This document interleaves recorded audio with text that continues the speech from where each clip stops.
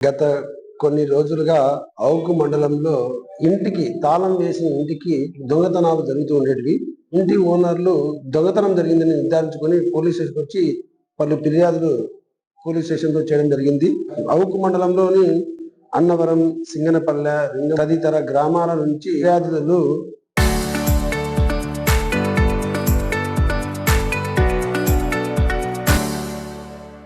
అందడం జరిగింది. ముగ్గురు వ్యక్తులు ఈ బంగారం వస్తువులు అమ్ముకుందామనే ఉద్దేశంతో వెళ్తూ ఉండగా ముద్దాయిలు భయపడుతూ పరిగెత్తుతారు.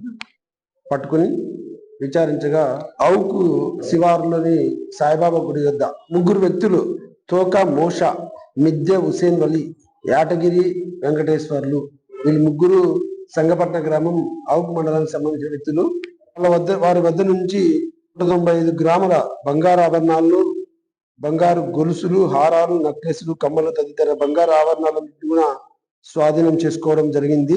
విలువ సుమారు 26 లక్షల రూపాయలు ఉంటుంది. నేరానికి వాడినటువంటి motor cycle, Bajaj Pulsar motor cycle కూడా స్వాధీనం చేసుకోబడింది.